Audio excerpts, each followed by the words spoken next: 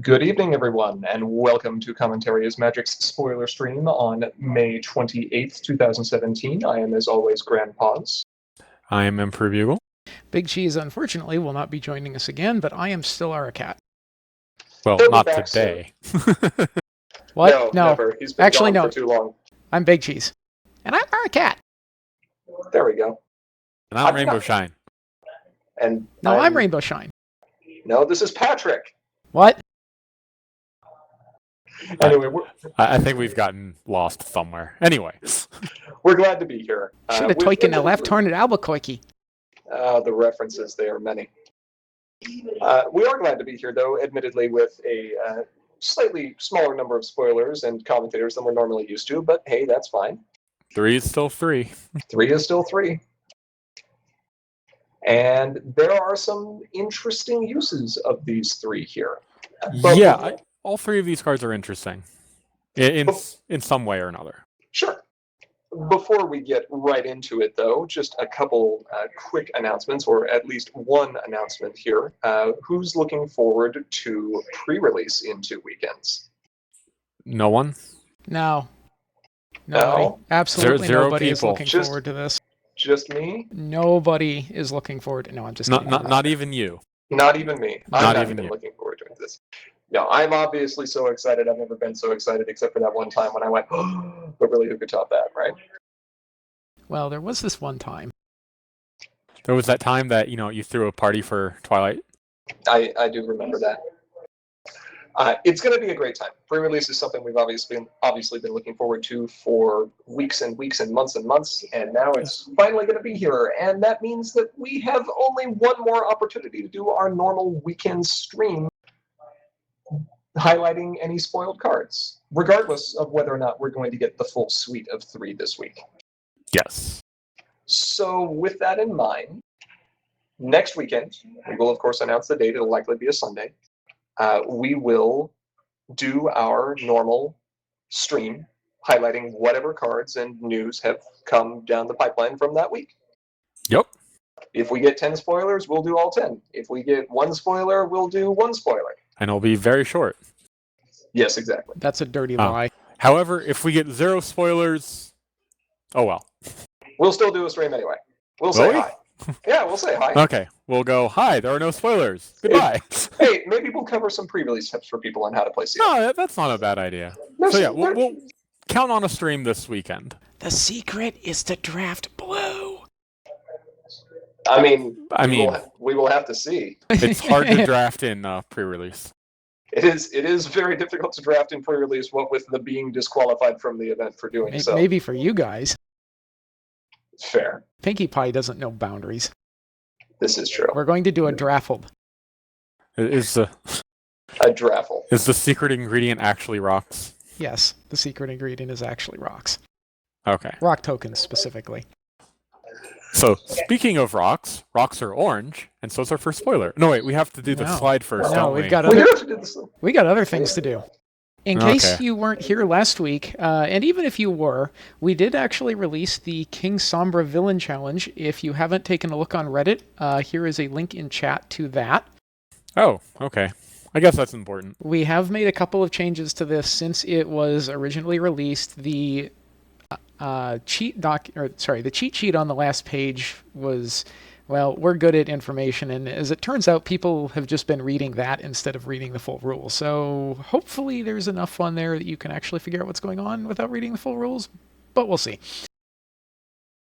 It should at least give you some helpful tips and tricks, even if you are familiar with the full rules. Yes, and if nothing else, it's a good reference guide, because unfortunately, Sombra's Villain Challenge has a number of differences from the regular game. Or maybe that's fortunate. I was going to say, I wouldn't call that unfortunate. I think that's one of the things that makes it so cool. Yeah. Isn't that like the point? Let's create an alternative format, but keep it exactly the same. Life is so grand in art. Wait. We'll call it Blarmony. Blarmony, yes. Okay. A couple of other things. It recently came to my attention that I am terrible about naming things on YouTube, so as it turns out, half of the recorded table stuff is not actually what it said it was. I fixed that, and now I realize that, I didn't actually upload any of the recorded table Swiss matches. So I'm busy encoding a video. Look for that in the next, whenever the encoder gets done, because encoding videos takes forever. Yes, I know that you can do various things. This video is too long for that. Can confirm encoding takes forever. Encoding does take forever. With that, I think that'll cover most of the announcements that we have before we get right into spoilers, but of course we do want people to know that when we are sharing our thoughts and opinions on these cards, that's of course exactly what they are. They are thoughts and opinions. We are not savants. We make mistakes. We are all human. So sometimes we might think this card is going to be better than it actually is, and sometimes we might think it's going to be worse than it actually is. Maybe you are on Rainbow Shine. Oh, okay, so you share an opinion once and then get banned for several years for it. Correct. Okay, cool. And you actually did do something wrong. We only realized it in retrospective. Something to do with bees? Yeah, something like that. Something to do with bees. Anyway, that's where you as chat and viewers can come in here as we are talking about these cards. If you have any comments, criticisms, questions, your own personal thoughts and opinions that you'd like to share on these cards or how you'd like to see them used, by all means, please do so. In chat here on Twitch is great. You can also send us an email to commentaryismagicteam@gmail.com. We will do our best to reply as quickly as possible. You can also post a response to us either as a tweet on our Twitter or on our Facebook page as well. And if you're not following us there, that's a great way to find out when upcoming streams are coming out, either for us or other community members. So Aura, Railer is asking if the... oh, okay, you're already answering. Cool. Never mind. Yep. Already on top of it. Good job being on top of things. Yes. Now, when we do share our thoughts on these cards, we do so on a rating scale. This rating scale goes from 0 to 5, and those numbers have some meaning. So for those of you who may be unfamiliar with it or might just forget from week to week, as all of us do, we will go ahead and post it here so you can see. Hey, look, here's the slide. Does everyone remember this? And now take it away. No. And now take it away. No. We, as we've done this a couple times before, we won't go into detail, but, take a good look. Yeah, this is just what we use. We don't always agree with each other. You might not agree with us. That's all cool. This is just our preliminary guesses. We have been wrong many times in the past, and we will be wrong many times in the future. But, sometimes we're right too. Like once or twice. Speaking of being wrong, let's talk more about Rainbow Shine. Actually, wait, no, let's talk about an orange card. Bugle. Orange Rainbow Shine? Orange Rainbow Shine, yes, but this one is actually named POW. So, take us away, Bugle. So POW is a 3/3/3, which is pretty reasonable starting stats. Well, I mean, printed stats. In orange, and is orange's favorite trait, Earth Pony. What card likes Earth Ponies? It's also in orange? Oh, right. That thing that you put in most farming decks. And speaking of farming decks, yeah, this is probably where POW is going to find his home. Why is that? Well, let's look at his abilities. Well, second ability, which is short and sweet, is he cannot be frightened. Now, why would he have that? Well, maybe because we don't want to scare him with villains, because he will probably park himself at a problem so that he can use his first ability. When one of your troublemakers would be dismissed, you may exhaust this card to turn it face down instead. Now, there are a few ways to dismiss troublemakers, the most common of which is to beat it up. Yeah. Sorry, lost my flow. Yeah, so beating up troublemakers is dismissing them. You get the points, then you exhaust POW, you turn the troublemaker face down, and you are primed to beat him up again next turn, whether or not you're using your main or not. And POW's ability works regardless of where he is. Mm-hmm. Though typically you'll want him at the troublemaker so you can beat them up again. However, you don't just have to use him for farming. You could use him for control purposes. Has the opponent beat up your troublemaker? Well, POW can just turn that over. And now they have to deal with him next turn.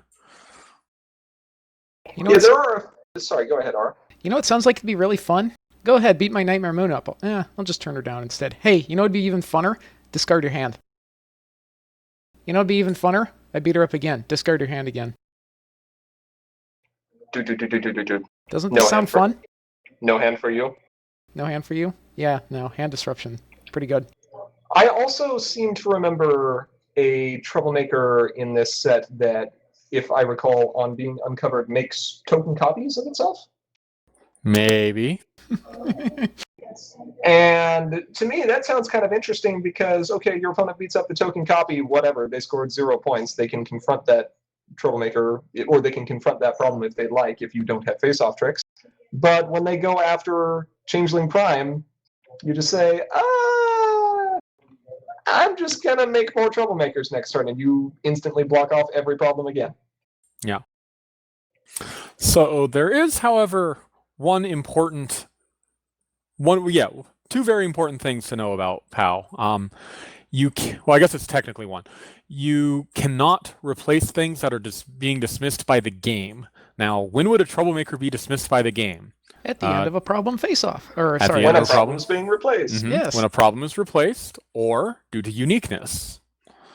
So, if they play that Nightmare Moon to get rid of your Pinkie Pie Grump, technically Pinkie is being dismissed, but you still can't use POW because she's being dismissed by the game. I'd actually have to go look at that, but I think uniqueness might be the players. No. The player chooses one to be dismissed by the game. Okay, yes. Player choice, game dismiss. Yes. Okay. So you can't prevent it from being dismissed by any of those 3 actions that we mentioned, nor can you prevent some other kind of removal, such as that troublemaker being turned face down, that troublemaker being banished with cracking the case, anything along those lines. I mean, you're not really sad. You're not going to replace turn it face down with turn it face down anyway. I mean, no, you're not. But yes, cracking the case will, in fact, get around this. Epic Win, however, will not. Now, they will still score the points, because a troublemaker being dismissed is a consequence of it being defeated. Correct. They are not one and the same. Something farmers like. Right, exactly.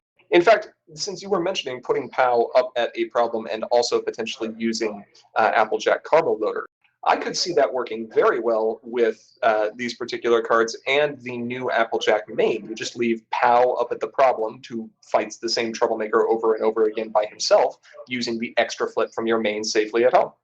Nope. There's some interesting ramifications here. Now, admittedly, the more typical farming decks nowadays don't use terribly many friends. So the main farming decks might not want POW, but I'm pretty sure there is a farming deck out there somewhere who is going, yes, this is what I want. Thank you. Give me 3. I also wouldn't mind seeing this in some kind of interesting blue-orange hybrid that uses Wonderbolt Stadium and full free press, maintaining 18 advantage every turn. Actually, I really do like full free press with this. I did not even think about that. I like that a lot. That'd be kind of funny. However, my favorite combo, I'm not sure if this is viable, it's just my favorite combo, is Minuet Clocked Up from Canterlot Knights. The extra troublemaker phase? The extra troublemaker phase. Oh, dear. I'll just beat up this troublemaker with my AJ Ambassador. I'll just beat up this troublemaker again. Seems good. Yeah. So if you have 2 POWs and 2 troublemakers at 2 problems and you beat them both up, then you retire Minuet and you beat them both up. It's like, wait, what just happened? Silly. What just happened? Shenanigans. So that's my favorite combo. Does it work? I mean, it works. Does it work well? I don't know. Go find out. Yeah. So this seems like it would pair well with both pink and purple, because both of those have lots of fun things to do with troublemakers. Oh yeah, pink, like Bell Tower. Bell Tower. Oh, sure. Now, there is one major implication I think this card is going to have on the metagame, and that is this is going to help orange farming, which we've already seen making a bit of a resurgence, come back even stronger than before, even after the blue farming with Rainbow Ambassador One Punch Mare decks came out, simply due to the fact that they don't have to run as many troublemakers anymore.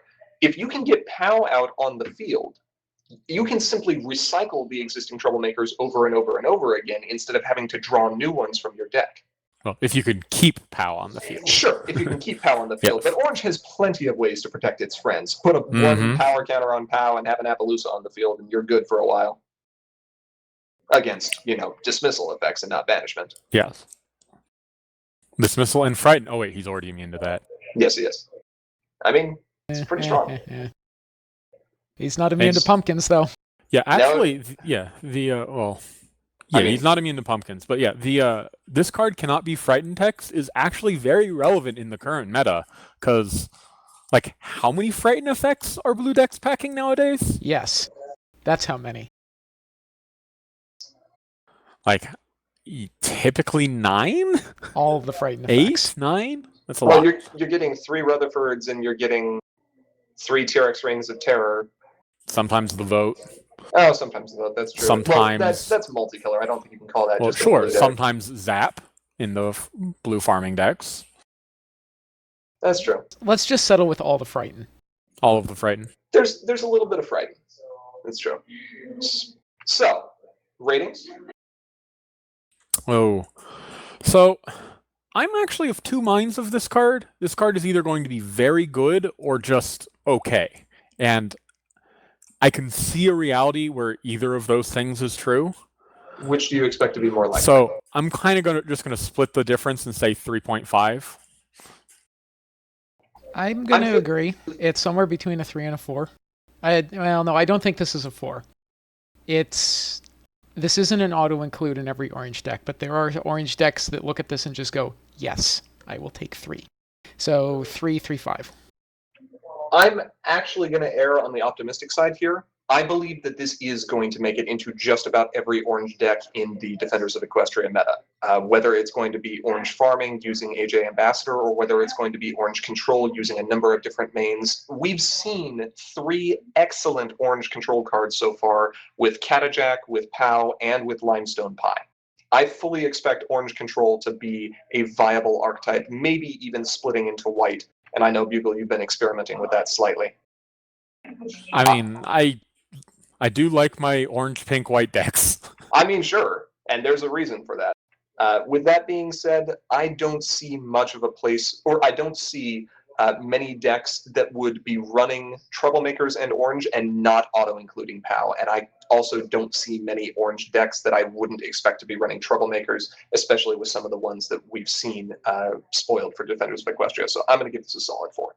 What about blue-orange aggro? Blue Elves is, I don't know. Blue Elves loses to some other aggro decks. Okay. It's fun, but it has issues. Okay. Nice. I'm just saying orange can aggro sometimes. Oh, I never said orange could not aggro. You know me. I think what I'm going to be most interested in with this is seeing whether or not Feathers includes this in her deck. I don't think she's going to.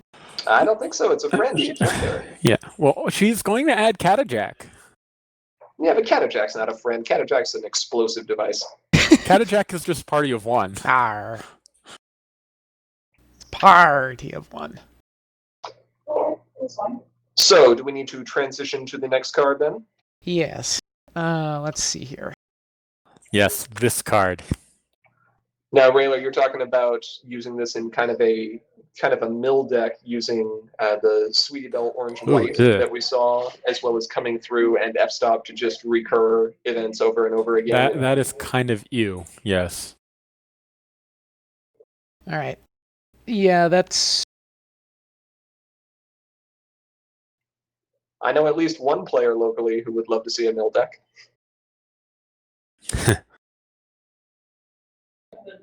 Okay, next one. Card 2.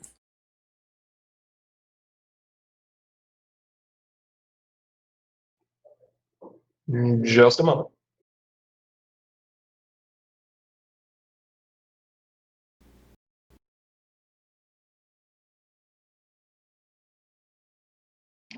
Technical difficulties.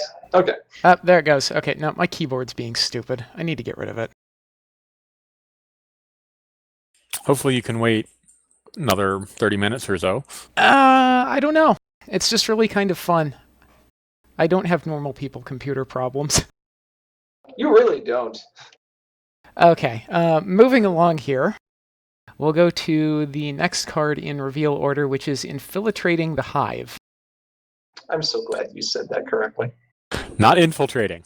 Infiltrating. Is this intentional? I don't know. It's a pun. It is a pun. It's a terrible pun. It's a misspelled pun. I kind of wish it actually said infiltrating, but, I can't have everything.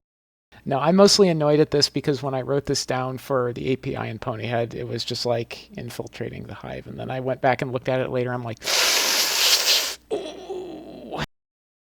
I mean, I think basically everyone read that as infiltrating Yeah. until it was pointed out. So Can confirm. take careful note. Okay, so what we've got here is a 5 wild for you, 6 wild for your opponent, bonus 1 starting problem. Well, as it's a starting problem, it's a common, which you'll note that's been a recurring theme through the last few sets. All of these starting problems are commons. And the ability on here, main phase, pay 2 action tokens and discard 2 cards to choose a color and put a 2-power colorless changeling friend token with that color into play. I'd just like to take a moment here and say Traitor to the Hive. Alright, I'm done. No, you just make Kevin's. But the changeling token is very clearly Thorax. Well, just put Kevin on it instead. Yeah, okay, fine. Yeah, I can use your Kevins. But just so long as they're clearly marked as tokens, not... Yes. Yeah. The changeling tokens, of course, were spoiled, I believe on the Interplay Twitter? Or was that on Facebook? Yeah, it was also on Facebook. Very pretty tokens. Anyway, look forward to getting a few of those in your pre-release kits. So let's talk about the ability here. So 2 tokens to discard 2 cards.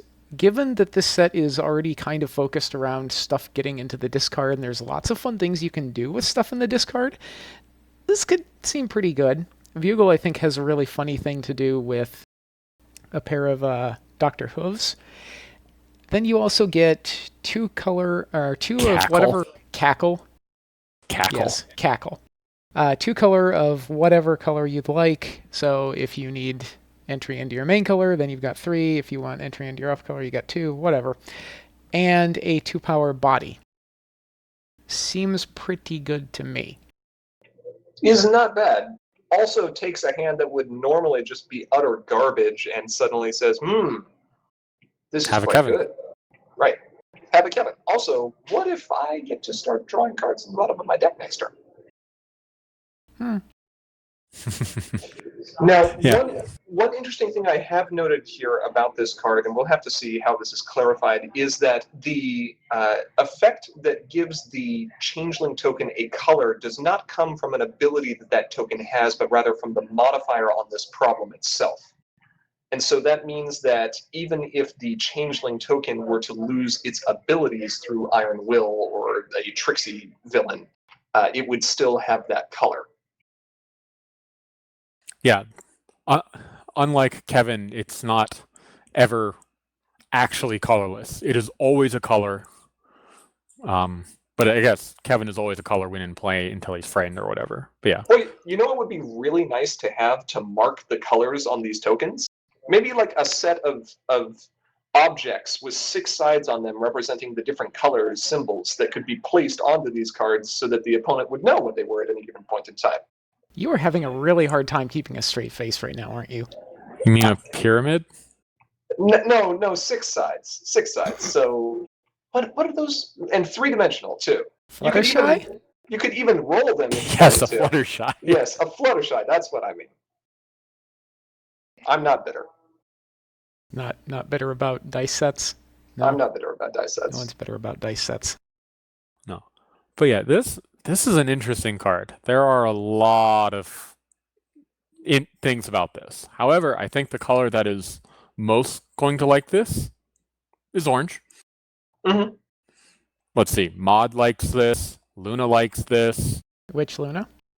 Orange Luna, the color that we were just talking about. Zap Apples in orange.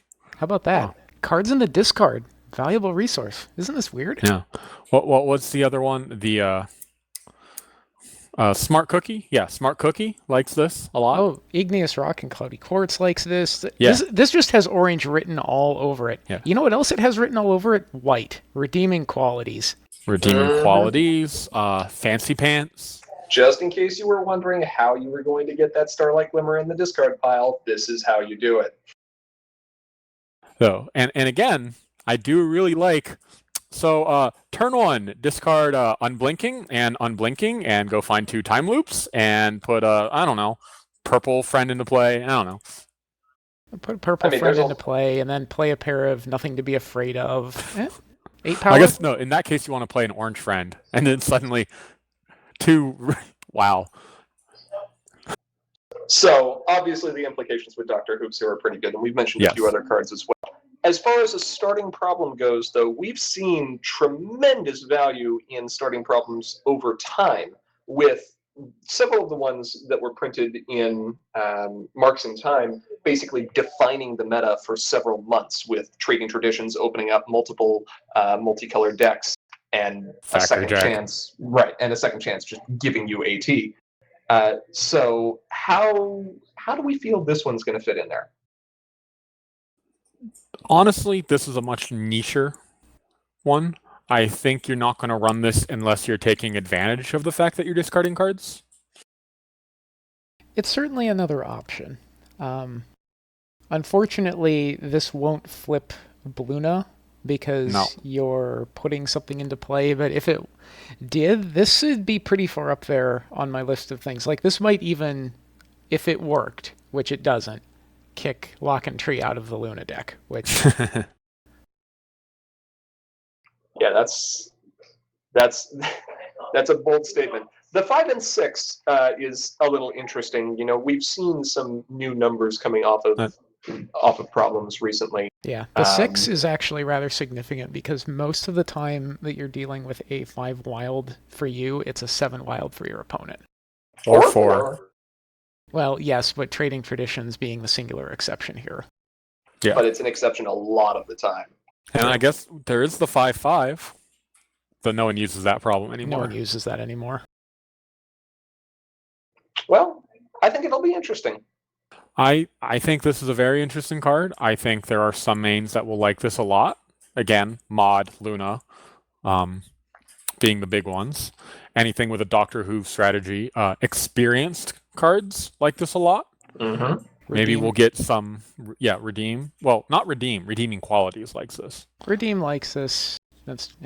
Redeem, unfortunately, doesn't like this at all. Well, Starlight Glimmer Redeem likes this. Yeah. That's true. I mean, if you're intending she hurls herself into the garbage, into the pile of husbandos and waifus. Yes. So only to be brought back stronger than ever. I will note, like, the cost here, discard 2 cards to get 1 2 power, right? And you're paying 2. Really, you're effectively only discarding 1 card, because, like, let's say that other card in your hand would have been an entry, right?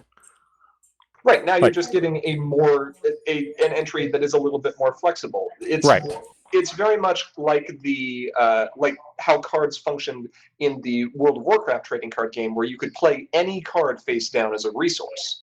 Yeah. Similar type of thing here. It's opening up opportunities for you to run a deck that may not necessarily have as many entry friends as you would normally like to play, as long as you can guarantee that you'll get at least 1 turn first. Correct. Yes. Man, so Mod really likes this, actually, because a lot of the times, like, you can get the resource and not the friend. And here, there's the friend, right there. Yep. There it is. Now, Mod won't necessarily be able to flip turn 1 unless she's running either Portal to Tartarus, which I'm still a big fan of Mod Purple, admittedly. How are you playing that? Presence. Huh? How are you playing Portal to Tartarus? Well, I'm paying 2 and discarding 2 cards to put a purple changeling friend to fair enough. Okay. Or I'm doing the same thing with pink and putting Party Bomb into play. Party Bomb. Or any color and just playing a pile. Exactly. Fancy that. This is another in Defender's streak of very good entry options, so it's going to be really unlikely that if you're playing with Defenders in any kind of limited environment that you're going to be locked out of colors. Yeah. That's really nice to see. It's one of the most frustrating parts, especially for newer players, about doing limited events, draft or sealed. draft especially. But here, it's going to be nice. And I think it'll see some constructed play as well. I think it will see constructed play. Like I said earlier, I think it's nicher. I think that's still true, but I think it's a powerful enough niche that it just opens up things that some decks are going to want. Mm-hmm. So, ratings? I'm going to give it another 3.5. Like, it's not a 4, but I think it's a very, very solid card. With the exception of the quote-unquote limited bombs, chunk of 3, this basically fits the definition perfectly. Yeah. Yeah, I'm going to go ahead and go a little lower and say a 3 as well. Maybe even as low as a 2.5. I think there are some decks that will definitely run one copy of this. I don't think you're ever really going to want to see more than one copy of it unless you've got a deck that's entirely built around discarding, at which point, who knows, maybe you do.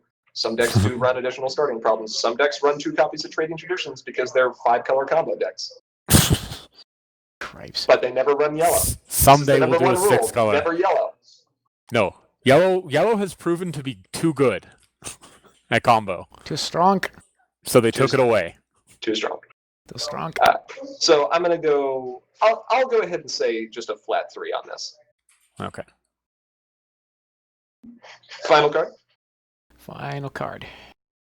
Not the final card.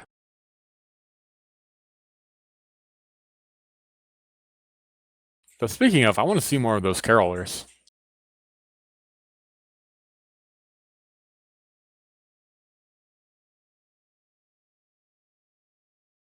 Oh my god. More non-regular computer people problems. There we go. Yay! Congratulations, right. You won the lottery. There we go. All right, final card. What do I win?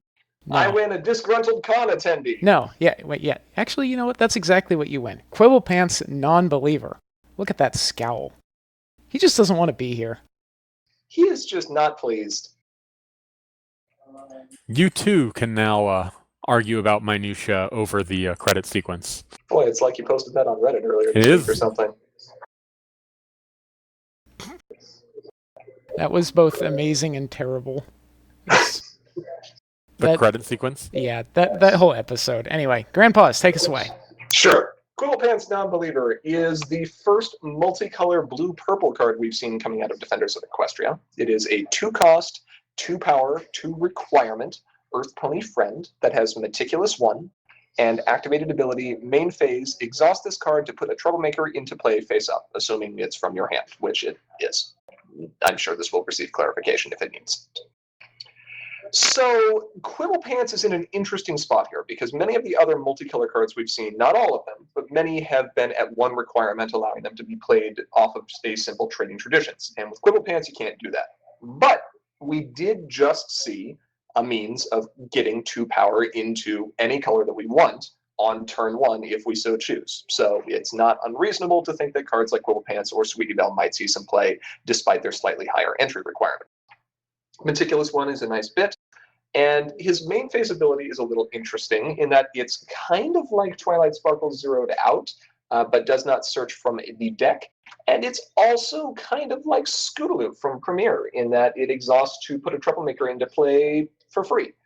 Zeroed out is not repeatable, Quibble Pants is.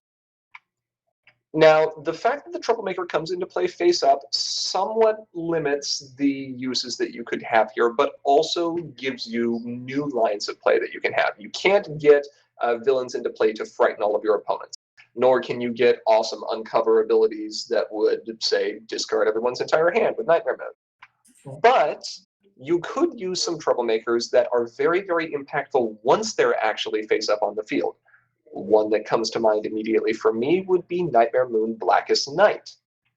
One of the problems you have using Blackest Night is having to forecast to your opponent that you're playing Troublemakers at a problem, which is usually going to incentivize them to shy away from moving or playing friends there.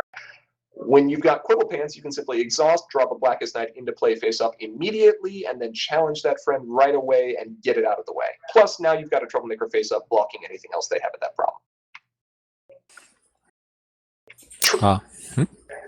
Other good opportunities to put into play face up would include the Trixie Troublemaker, the villain who can, of course, immediately shut off any abilities of friends there. Twilight Sparkle drained from Absolute Discord is kind of Oh, interesting. man. Yeah, if your opponent has played heavily to one particular problem, you can basically color lock them out or at least starve them of a turn as they move away to get requirement. Nightmare Star is not bad if your opponent's running a lot of exhausting effects in orange, white, or other colors. Biff can be rather mean if your opponent has a Rainbow Dash and they're trying to beat up troublemakers. You can just say, I don't think so. Or, other mains that might be more difficult to flip. Cadence. If they flip Cadence and you are playing Biff in your deck, I want to see your meta because that sounds entertaining. It does sound entertaining. That sounds trolly. It also sounds trolly as well. What do you guys think? Yellow Parasprite's good. Sure, Yellow Parasprite and Nightmare Moon are both good. If you Yeah. don't, Nightmare Moon especially, if you don't want to lose your hand, but you still want to. But you still want to cause discarding. Sure. I like Changeling Mimics with this, but I'm always going to find place for Changeling Mimics. Sure, I agree. Changeling Mimics is a great card with this. And of course, the fact that it's in blue and purple is also really nice here because it means that you can potentially, in your main phase, play a sneak attack first to find the exact troublemaker that you need, and then put it into play. So you almost have like troublemaker toolbox that's here. Especially since you can use Quibble Pants turn after turn after turn. Admittedly, in blue-purple, you could just play Zeroed Out to do that. But this is true. Quibble Pants has Meticulous and is repeatable. So, like Zeroed Out has a function. This is a different function. They're similar, but they are different. And Meticulous, you can never value Meticulous too much. That's right. Now, I do think one thing I want to point out here is that even though that color rec might be, like we said, a little bit of an obstacle, it is in one of the colors that simply has what is, in my opinion, one of the best entry cards we've seen from the Equestrian Odyssey cycle, which is Tank Burrower. Being able to loot 4/2 and have your blue entry just set there means if you can get your purple online somehow with Quibble Pants, you're just good to go. And I'm willing to bet Tank is going to be much, much better in Defenders because we've seen experienced. We've seen all of this discard as cost. We haven't seen many, like, man, you know what would be fun if we have, like, when this card is discarded, do blah? Yeah, that'd be kind of fun. That's asking for trouble. I'm going to be honest. Maybe the good kind of trouble, but it's still trouble. Troublemakers? But, but the point is this is clearly a discard synergy set. Tank is entry that lets you discard a card. And yes, I'm saying lets you. Gives you the privilege. It does say may. It does say may. And there's something else that I kind of like here, which is subtle and likely not going to come into play that often, but Quibble Pants is an Earth Pony in blue and purple, which is exceedingly rare these days, and that can be pretty nice to have it rock slide. Clever. It's nothing that I'd actually intentionally build around, but it's nice to get those little extra perks when you can find them. Maybe you're cube drafting really weirdly. That tricolor cube draft. Orange, blue, purple? Yeah. All right. I've heard of worse. Challenge accepted. Yeah, I've heard of worse. Yellow, yellow, yellow. Yellow in cube draft is amazing. You just critter swarm everyone. That's true. Yeah, it actually does work. With that, even though there is a lot of utility here, the blue-purple control deck still needs a few more tools before I think it's going to be able to find a place in the tier 1 meta. And until we see those tools, I'm going to have to give Quibble Pants a slightly lower score just because I can't think of where he'd actually go. Yeah, I mean, personally, in that 2/2/2/2 slot that has troublemakers, I personally would rather use Zeroed Out because Zeroed Out Portal is one of the most fun tricks ever. It's like, oh, you beat up that, you're going to win that troublemaker face-off? Psych! There's a different troublemaker. I mean, you are limited in terms of the number of times that. Well, ostensibly, you're limited in the number of times you can do that. But there's this little card called F-Stop. Minuet. Minuet, yeah. Now we're in 3-color. Whatever. That's just like standard fare from Hey, Google, you right? know me. I play my tricolor control decks. I do know you. I know you Weird play your tricolor control decks. tricolor control decks. I technically ran quad color at Gen Con last year. Yeah. Technically. Yeah. Technically. This is how you play control. Pink/X with vinyl main and also white. Cripes. And by you, I mean me. This is how I play control. Yes. So with that, for ratings on this, I would go ahead and give Quibble a... I'm going to give him a 2, but I think he could go as high as a 2.5. Yeah, this is kind of interesting. There's probably a place in this in constructed for this, but at the same time, this is one of those things in limited. You just look at this and go, "Can I play these colors? Because this is kind of good if I can play these colors." Yeah, I think if he was 1/1 rec, I would give him a 3. Oh, if this thing was 1/1, this would be like yes. I mean, yeah. Yeah, if this was 1/1, this just flat out says, hey, blue-purple troublemaker control is now a thing. Yes. But because he's not 1/1, I think he's only a 2. Yep. Because like he feels like the blue-purple factory jack, right? Because you're pay 1 less for troublemakers, only it's face up. So I guess I should say rainbow shine, the blue-purple rainbow shine. And he's But got another how many ability times as are you well. going to do that? Blue, right? purple, rainbow shine. Like, how many times do you actually want to put a troublemaker into play? The purple, pink, rainbow shine. I mean, admittedly, we're not really running low on 0 bonus troublemakers now. Yeah. We were back in the day when we saw a lot of the blue frighten effects that were coming out there and some of the purple synergies with that, which was really around Absolute Discord. And then, of course, heavier into EO when that was actually a 2-color combination. But I still think there might be enough pieces to say, you know what, if you're willing to dedicate, say, 12 to 15 cards in your deck as non-epic troublemakers that have strong abilities or are otherwise just not valuable for opponents to beat up, blue and purple have enough face-off tricks and other immediate speed tools to slow you down even if you can get through those troublemakers, and you get to run some really fun cards like Daring Do. Which Daring Do? The Daring Do Ultra Rare. The blue-purple one. Okay. Yes. Yeah. Yeah. There are like, I think blue-purple could still be a thing because With that in mind, I'm actually going to go ahead and up my score slightly. I'd like to see what someone can do with this, and I think someone's going to try experimenting. Many people have already been trying blue-purple. I'm going to say 2.5. Yeah, I think blue-purple could be a thing because with the dilemmas and with this and the dilemmas, you could do something like play Tyric's Reign of Terror, then exhaust this to put a troublemaker there face up immediately, and now you can just keep confronting that Tyric's Reign of Terror, and there's nothing they can do about it. And then you can play a Daring Do poster and start getting 3 AT a turn because you have a dilemma and 3 troublemakers. So maybe this could actually happen. Cursed Chords, I am a big proponent of purple farming with the new Twilight main. I think it's really fun, and I do believe that if the deck branches out from monocolor, which is primarily what I've been testing it with, that it's either going to go into purple-blue or purple-orange, and I think Bugle, you'd probably agree with me on that point. It's one of those two, yes. Right. Like Bell Tower is nice, but it's not what Purple Farm wants. Right.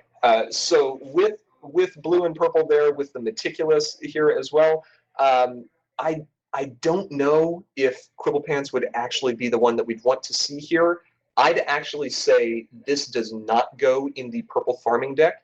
The main reason for that is the big thing purple farming tries to take advantage of is limiting the windows your opponent has to interact with your troublemakers. If you're putting your troublemaker, playing it normally during your main phase, it's face down, there's almost nothing your opponent can do to deal with it. Once it turns face up, you are the first one who really has a chance to react to that and can try to start a face off as soon as possible. With Quibble Pants, you're putting that troublemaker into play face-up, meaning it's now subject to being dismissed by the game from problems being replaced, from problem face-offs happening, from cards like Cracking the Case. Your opponent can just flat out challenge it if they're prepared. This goes in a control deck. This does not go in farming. Yeah.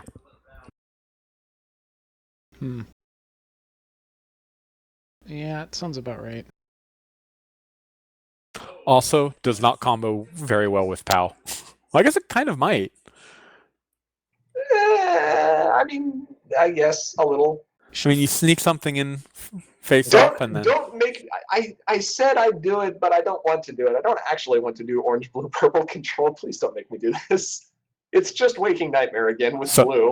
So you heard it here first. At Gen Con, GP is playing orange, purple, blue control. I did not say it Gen Con. I just said I would do this. Pretty sure that's what I heard. I played orange, purple control last year. Hold on. I've done my time, and it was 3.5 hours. Hey, up in the box, can we get an instant replay of that? No, we can't.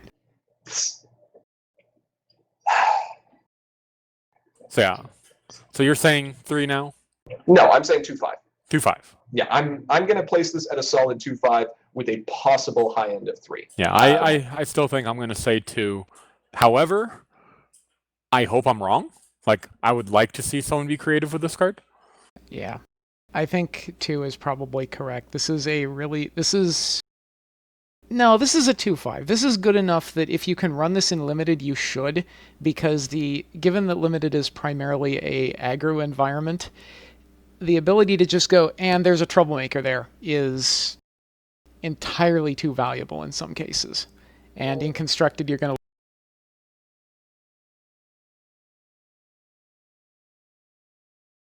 Meticulous is still good, though. I mean, the Meticulous is the big value that you see with this thing in limited, especially with smaller decks. It's going to be even more consistent for you to find what you're looking for. I think whether or not this is a standout card in limited will depend on how many troublemakers we have and what rarities they're at and their distribution throughout the set. That's very true. If there's enough troublemakers, by all means, go for it. If there's not, weigh your options. You're going to get this and then like 3 Changeling Barricades and go, not combo. Sad. Yes. Non-bow. Anyway, I believe that is the last of our spoilers for today. That is the no end more of spoilers. that. Aw, no more spoilers ever? Never. We'll get more spoilers. Princess Rob has revoked our rights. Why, Princess Rob? What did we ever do to displease you so? Because Princess Rob's trolling motor is a 400 horsepower supercharged V8. Actually, you're not wrong. So, how many ultra rares do we have spoiled now? I want to say 4? Let's find out. Let's see. We've seen Starlight. And we've seen Discord. That's right. And we've seen Catajack. And Thorax. So and I think that's it. We've seen 4. We've seen the front side of Thorax. We have seen 3.5. Okay, no, we've seen the back side of Thorax. We haven't seen the front side. Okay, you know what I meant. We have 3.5. We saw his butt, not his face. So 3.5. Okay. It still looks like a Lisa Frank coloring book. He does. He's Rainbow Bambi. Rainbow Bambi. Oh, traitor.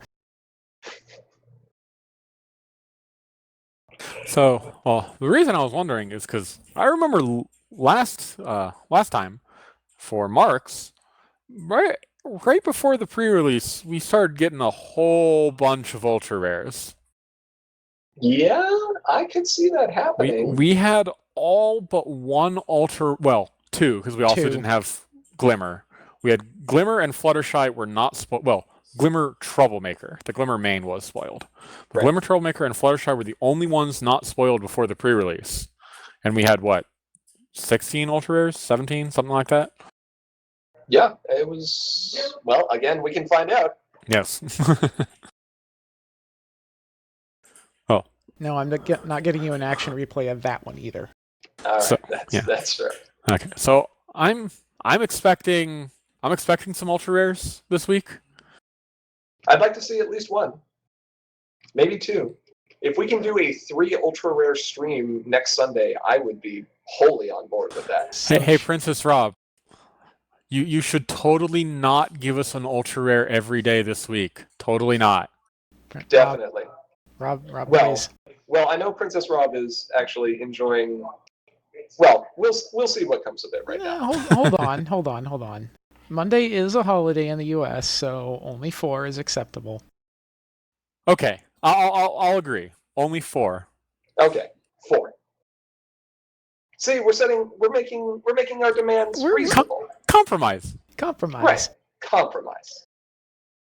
Attack! Wait. Yeah. But isn't that what we learned from the buffalo? No, that's what we Yes. learned from the changelings and Starlight in that one dream sequence. I would like a sandwich. I would like honeysuckle nectar. Oh Oh, no. no. What shall we do? Attack! No, we're not doing this. Okay. We just go to the final line and just be like, compromise. And then everyone's just like, ugh. Yes. Well, even though we don't have any more spoilers here, and we already know we're going to be doing a spoiler stream next Sunday, there is still another event we have coming up here for Commentary is Magic that I personally am very excited about, and I know, Bugle, you've been excited about it too. And I'm Yes. hoping Aura's excited, though he's probably going to be grumpy about it. Fluttershy? I mean, he's always Yes. grumpy. I am He always is always grumpy. grumpy. Fluttershy? Always angry. You can't be grumpy about Fluttershy. You can be grumpy that Fluttershy isn't an isn't event. here. Fluttershy is a friend. I A very, fail- very banned friend. I fail to see why I can't just ask Fluttershy when you ask any question. Like, I Scoodle... mean, you're allowed. It's fair. Anyway, the event in question is our Marks in Time retrospective stream, date to be determined, but here very soon. And this is a great opportunity for us to look back at the last year of the CCG, specifically at the metagame, and see how it developed from the time Marks in Time released, where it was moving from high magic, and how it transitioned and moved through multiple archetypes, and those archetypes came and left, and then new ones came in, and how we got to where we are right now. And one of them got banned. And then maybe making some predictions. Admittedly, we'll have all of the cards, so our predictions will be a little more grounded. Yeah, a little bit more grounded. But Prediction for 2017, something gets banned. I no, hope nothing's so. been banned yet. I'm trying my best, guys. We're almost halfway through the year. No cards have been banned yet. I can't try any harder until DOE comes out, and even then, I don't know if I can. Well... Okay. We do what we must because we can. That's right. Okay. Anyway, it's going to be a fun stream. It will be longer than our typical streams just because there's a lot of information to cover. But it's also going to be more structured. So we will move through chronologically. If you had the chance to play in Marks in Time at all, basically, over the last year, and you want to kind of see how things got to where they are, or look back on what you may fondly remember as the good old days of Tantabuse, or you may remember as the Dark Ages, depending on your perspective. The good old It was day. only 2 weeks long. Well, it was 2 days. It was I mean, it was slightly longer than that. It just wasn't public for that long. Fair. Regardless. Or look at the development of decks like One Punch Mare, or see Chaos Control rise and then fall. You know, there's all kinds of interesting things that are there to talk about. And we'd love to hear your own thoughts on what you saw in your local areas. Sure, yeah, absolutely. So again, please, if you have any feedback that you'd like to see us talk about particular topics on that retrospective stream, or you want to share maybe your experience with some of the powerhouse decks over the last year or so, send us an email to that email you see right now in chat, commentariesmagicteam@gmail.com. We will do our best to reply in a timely manner. You can also just tweet at us. What's the Twitter account? I don't know. It's at CIM_CCG. Yes. We're totally organized here. No, yes. It is what it is, at least. I'm sitting here going, we have a Twitter account? Oh, yeah, we do. I'm good We at do. this. We used it to advertise today. Yeah, I mean, notify everyone of our stream. Yes. I'm good at this.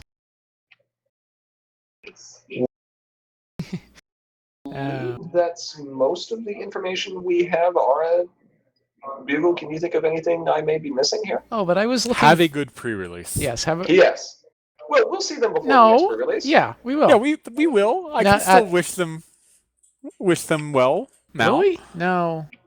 We well, should. I mean, We're going to have a stream this Sunday or Saturday, one of the days. If you can wish people Merry Christmas for a month, you can probably wish them a happy Oh. pre-release.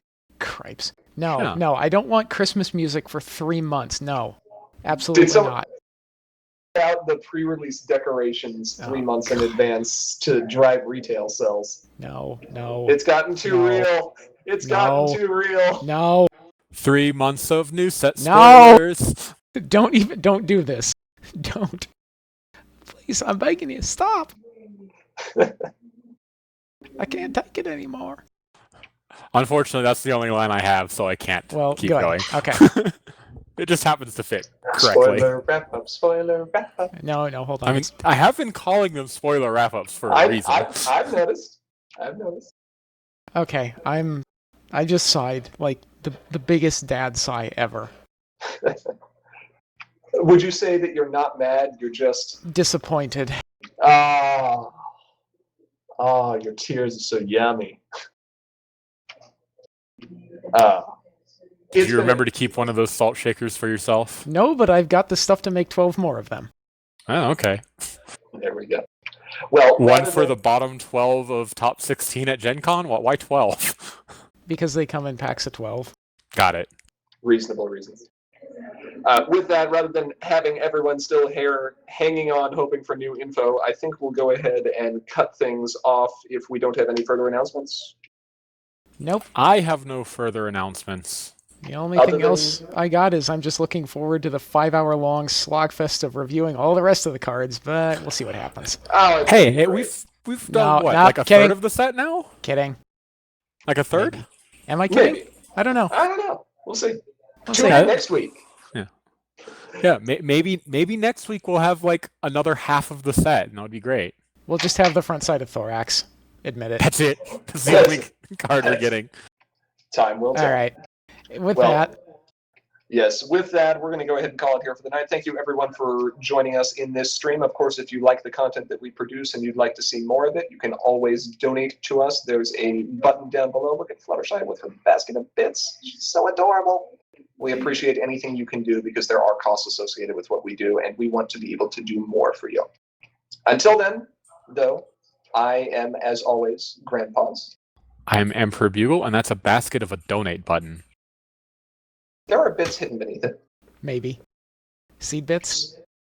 I'm totally not Big Cheese, but I am Arcat, and I'm only angry a little bit at my computer this time. Improvements. Improvements. Compromise. We'll see you all next week. Bye-bye. Bye.